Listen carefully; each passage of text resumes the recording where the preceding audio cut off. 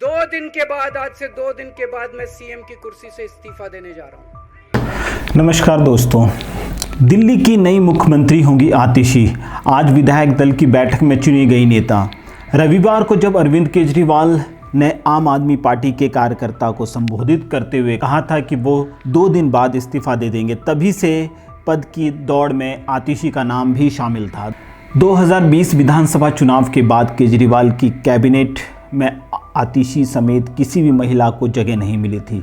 2020 और आज का दिन, आज विधायक दल की बैठक में खुद अरविंद केजरीवाल ने आतिशी का नाम का प्रस्ताव रखा। हालांकि उनके अलावा गोपाल राय और कैलाश गहलोत के साथ ही अरविंद केजरीवाल की पत्नी सुनीता केजरीवाल के नामों पर भी चर्चा थी, लेकिन अब 43 साल की आतिशी के नाम पर मोहर लग चुकी है। विधानसभा चुनावों तक आतिशी दिल्ली की मुख्यमंत्री रहेंगी। ये नेता मेरे गुरु अरविंद केजरीवाल जी का धन्यवाद करना चाहती हूँ, जिन्होंने मुझे इतनी बड़ी जिम्मेदारी दी और इस जिम्मेदारी के लिए मुझ पे भरोसा किया।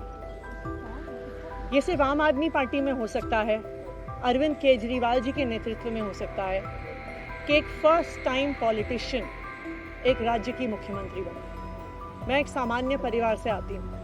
शायद किसी और पार्टी में होती तो चुनाव की टिकट भी नहीं मिलती, लेकिन अरविंद केजरीवाल जी ने मुझ पर भरोसा किया, मुझे विधायक बनाया, मुझे मंत्री बनाया और आज मुख्यमंत्री बनने की जिम्मेदारी दी।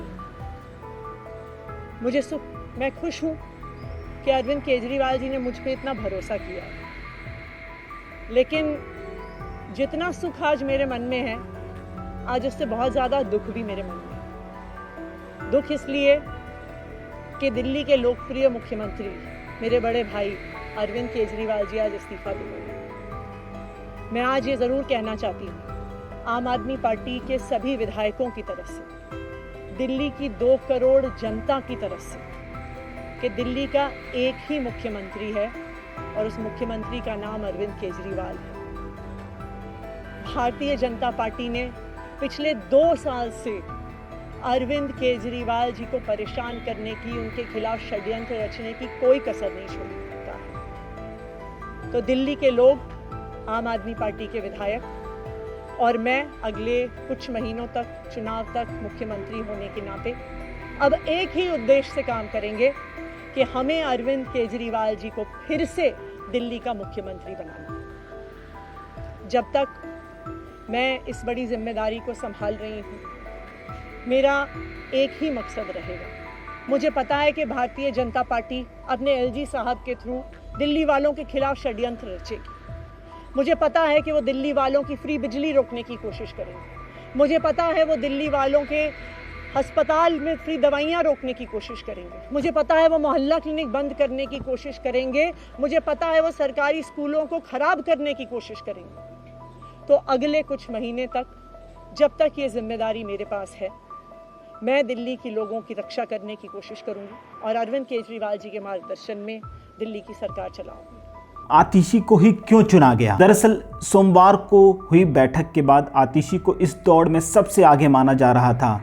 केजरीवाल के जेल में रहते हुए आतिशी के पास सर्वाधिक मंत्रालय और विभाग रहे। उन्होंने मनीष सिसोदिया के शिक्षा मंत्री रहते शिक्षा क्षेत्र में भी कई अहम काम किए थे और मनीष सिसोदिया की गैर मौजूदगी में शिक्षा विभाग को संभाला भी। माना जाता है कि आतिशी केजरीवाल की विश्वास पात्र है। हर कोई जानना चाहता है कि आतिशी आम आदमी पार्टी से कैसे जुड़ी थी। दरअसल आतिशी दिल्ली यूनिवर्सिटी के प्रोफेसर विजय कुमार सिंह और तृप्ता वाही की बेटी है। आतिशी ने दिल्ली के स्प्रिंगडेल स्कूल से पढ़ाई की थी। आतिशी ने सेंट स्टीफेंस कॉलेज से इतिहास की पढ़ाई की। आतिशी ने ऑक्सफोर्ड यूनिवर्सिटी से मास्टर डिग्री हासिल की। बाद में आतिशी को चिवनिंग स्कॉलरशिप भी मिली। बाद में आतिशी ने आंध्र प्रदेश के श्री वैली स्कूल में बच्चों को पढ़ाया। वो ऑर्गेनिक फार्मिंग और शिक्षा व्यवस्था जुड़े कामों में सक्रिय रही। बाद में आतिशी भोपाल आ गई। यहाँ वो कई एनजीओ के साथ काम करने लगी। इसी दौरान वो आम आदमी पार्टी और प्रशांत भूषण के संपर्क में आई। अन्ना आंदोलन के समय ही आतिशी संगठन में काफ़ी सक्रिय रही हैं और अब आम आदमी पार्टी के प्रमुख चेहरे में शुमार हो चुकी हैं। आतिशी साल 2013 में आम आदमी पार्टी से जुड़ी वह साल 2015 से लेकर 2018 तक दिल्ली के तत्कालिक शिक्षा मंत्री मनीष सिसोदिया की सलाहकार के तौर पर भी काम कर रही थी। आम आदमी पार्टी की वेबसाइट पर दी गई जानकारी के अनुसार मनीष सिसोदिया की सलाहकार रहते हुए उन्होंने दिल्ली के सरकारी स्कूलों की दशा सुधारने, स्कूल मैनेजमेंट कमेटियों के गठन और निजी स्कूलों की बेहिसाब फीस बढ़ोतरी करने से रोकने के लिए कड़े नियम बनाने जैसे कामों में अहम भूमिका निभाई थी। आतिशी पार्टी की राजनीतिक मामलों की समिति की भी सदस्य रही थी। आतिशी के पास फिलहाल दिल्ली सरकार में जो विभाग हैं उनमें शिक्षा विभाग, उच्च शिक्षा, टेक्निकल ट्रेनिंग एजुकेशन TTE और पब्लिक वर्क्स डिपार्टमेंट, ऊर्जा, राजस्व योजना, वित्त, विजिलेंस, जल, पब्लिक रिलेशंस और कानून न्याय जैसे डिपार्टमेंट शामिल हैं। वह दिल्ली के कालकाजी इलाके से विधायक हैं। आतिशी को पहली बार 2019 के लोकसभा चुनाव में आम आदमी पार्टी ने उनको पूर्वी दिल्ली सीट से उम्मीदवार बनाया था। उस वक्त वह आतिशी मरलोना के तौर पर जानी जाती थी। इससे पहले आतिशी आमतौर पर पर्दे के पीछे सक्रिय नेताओं में गिनी जाती थी। 2019 में आम चुनावों के दौरान अचानक आम लोगों की भीड़ के सामने आतिशी के हाथ में माइक देखकर इसका अंदाज़ा होने लगा था कि वो चुनाव राजनीति में आपकी एक महिला चेहरा बन सकती हैं। उसी चुनाव में प्रचार के दौरान आतिशी ने पार्टी के सभी रिकॉर्ड और चुनाव अभियान से जुड़े सभी कागजातों से अपना उपनाम मारलोना हटा दिया था।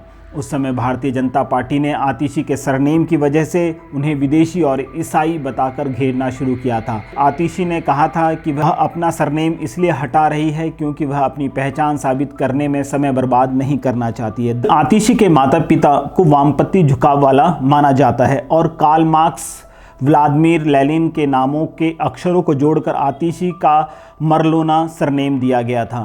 2019 चुनाव में आतिशी तीसरे नंबर पर रही और बीजेपी की टिकट पर गौतम गंभीर चुनाव जीत गए थे। हालांकि इसके बाद आतिशी ने अपने एक्स हैंडल पर भी अपना सरनेम हटा दिया था। 2020 विधानसभा चुनाव के बाद केजरीवाल की कैबिनेट में आतिशी समेत किसी भी महिला को जगह नहीं मिली थी। तब आतिशी को कैबिनेट में जगह ना दिए जाने को लेकर पार्टी के ही कुछ नेताओं ने इस कदम की आलोचना की थी।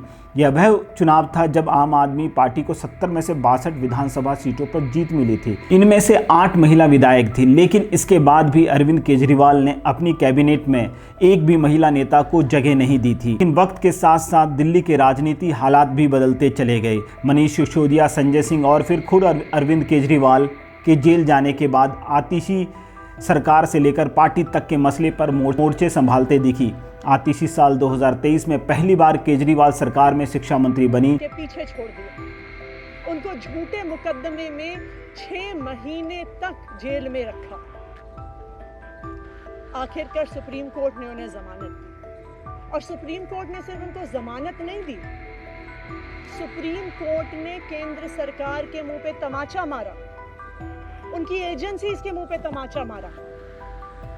उन्हें कहा कि इनकी एजेंसीज, केंद्र सरकार की एजेंसीज एक पिंजरे में कैद तोते की तरह हैं और अरविंद केजरीवाल जी की गिरफ्तारी गलत थी।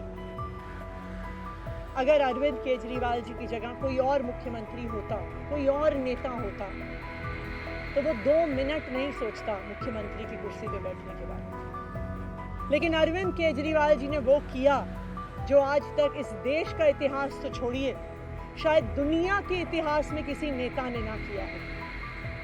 उन्होंने कहा कि मेरे लिए सिर्फ सुप्रीम कोर्ट का फैसला काफी नहीं है, मैं जनता की अदालत में जाऊंगा। जब दिल्ली की जनता मुझे कहेगी कि हम तुम्हें मुख्यमंत्री के रूप में देखना चाहते हैं, जब दिल्ली की जनता कहेगी कि तुम ईमानदार हो, तब मैं मुख्यमंत्री की कुर्सी पर बैठूंगा। मुझे नहीं लगता कि हमें लोकतंत्र के इतिहास में ऐसा कोई त्याग का उदाहरण मिलेगा जो आज अरविंद केजरीवाल जी ने देश के सामने रखा। दिल्ली भर में लोग बहुत दुखी हैं अरविंद केजरीवाल जी के इस्तीफे से। कल शाम मुझे एक बुजुर्ग महिला मिली, जब उन्हें खबर मिली थी कि अरविंद केजरीवाल जी ने इस्तीफा दे दिया है, वो रोने लग गई। उन्होंने कहा कि वो मेरे बेटे की तरह है, उसको इतना परेशान किया, उस पर झूठे केस लगाए।